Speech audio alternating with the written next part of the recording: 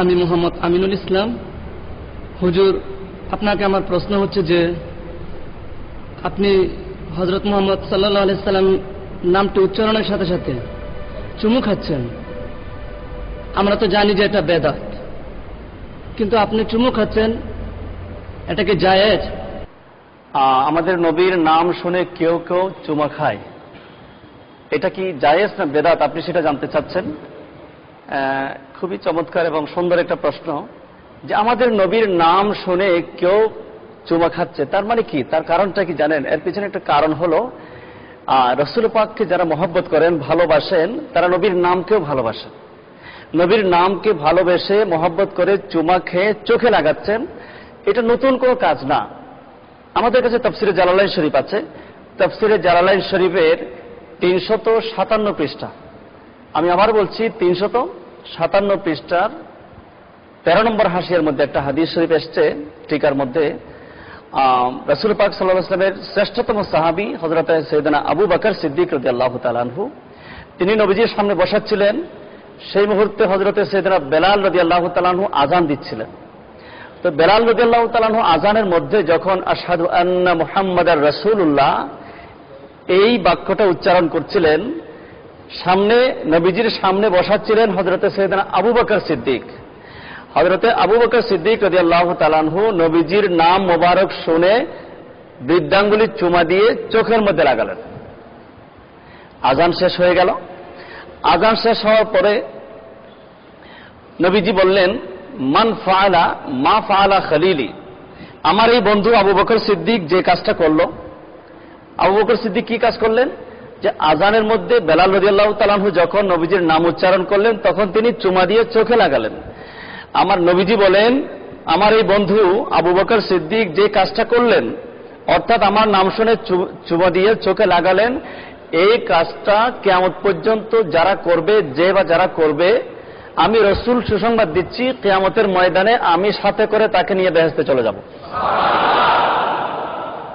আপনি দেখেন যে এই কাজটা বেশি বড় না, একেবারে ছোট্ট একটা কাজ, কিন্তু আল্লাহ রাসূলের মহব্বতের কারণে এই কাজের মূল্য কত বেড়ে গেল।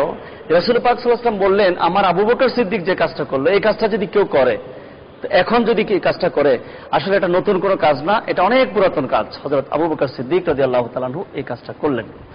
এরপর থেকে হযরত আবু বকর সিদ্দিক করতেন, অন্যান্য সাহাবা ইকরাম করতেন, যুগ যুগ ধরে সেটা চলে আসছে। এটার উপর অনেক কিতাবও লেখা হয়ে গেছে। আলা হযরত ইমাম আহমদ রাজা ফাজলে বেরেলী রাহমাতুল্লাহ একটা কিতাব লিখেছেন, কিতাবের নাম হলো মুনিরুল আইন ফি হুকমে তাকবীরিল ইবহামাইন। মুনিরুল আইন ফি হুকমে তাকবীরিল ইবহামাইন, বৃদ্ধাঙ্গুলি চুমা দিয়ে চোখে লাগানোর জন্য। এবার আসুন, নবীজি আরো বলেন যে কেউ যদি এই আমলটা করে, যতদিন দুনিয়াতে থাকবে তার চোখের কোনো রোগ হবে না এবং চোখের জ্যোতি বৃদ্ধি পেতে থাকবে। চোখের মধ্যে নূর আসবে। আমরা কেন করব না এমন একটি কাজ? এই কাজটি করলে তো আমাদের বেশি একটা কষ্ট হয় না। এই ছোট একটা কাজ করে যদি আমরা নবীজির শাফাত পেতে পারি, নবীর মহব্বত পেতে পারি, নবীর ভালোবাসা যদি আমার সৃষ্টি হতে পারে, কিয়ামতের ময়দানে যদি নবী আমাকে সাহায্য করতে পারেন, তাহলে আমি কেন করব না এই কাজটা? আমরা অবশ্যই অবশ্যই এই কাজটা করব। আল্লাহ পাক রব্বুল আলামিন তো চান যে কোনো একটা ওসিলা দিয়ে আমাদেরকে পার করে দেওয়া, যে কোনো একটা ওসিলা দিয়ে আমাদেরকে নিয়ে যাওয়া। ছোট ছোট কাজ অনেক সময় আমাদের অনেক বড় উন্নতির পথে একটা মাধ্যম হয়ে যায়। ইনশাআল্লাহ আমরা এখন থেকে, যদি আগে নাও করে থাকি, এখন থেকে আমাদের পেয়ারা নবীজির নাম মোবারক শুনলে চুমা খেয়ে আমাদের চোখের মধ্যে লাগাবো। আল মাওয়াহিবুল লাদুনিয়া কিতাবের মধ্যে আরেকটা রওয়ায়াত আছে।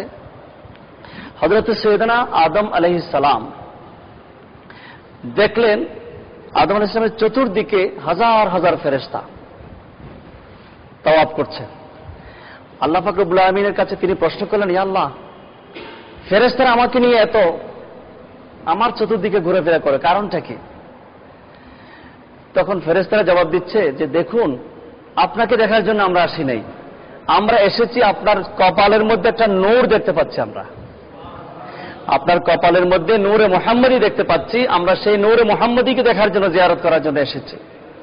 হযরত আদম আলাইহিস সালাম আল্লাহর কাছে আবেদন করলেন, আল্লাহ, যে ফেরেশতারা আমার কপালের মধ্যে নূর দেখতে পাচ্ছে, কিন্তু আমি তো দেখতে পাচ্ছি না, আল্লাহ আমাকে একটু দেখার ব্যবস্থা করে দাও। আমরা কি কপাল দেখি? নিজের কপাল কিন্তু আমরা দেখি না।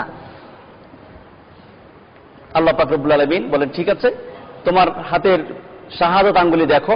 আদম আলাইহিস সালাম যখন শাহাদত আঙ্গুলি দেখলেন, আমার নবীজির নূর মুবারক আদম আলাইহিস সালামের কপাল থেকে স্থানান্তর করে নখের মধ্যে নিয়ে আসলেন। আদম আলাইহিস সালাম আমার নবীজির নূর মুহাম্মদী দেখে চুমা দিয়ে চোখের মধ্যে লাগালেন। এই যে চুম্বন করে চোখে লাগানো, সেটা আদম আলাইহিস সালামের সুন্নাত। একদিকে আদম আলাইহিস সালামের সুন্নাত, আর একদিকে হযরত আবু বকর সিদ্দিকের সুন্নাত। আশা করি বিষয়টা ক্লিয়ার হয়ে গেছে।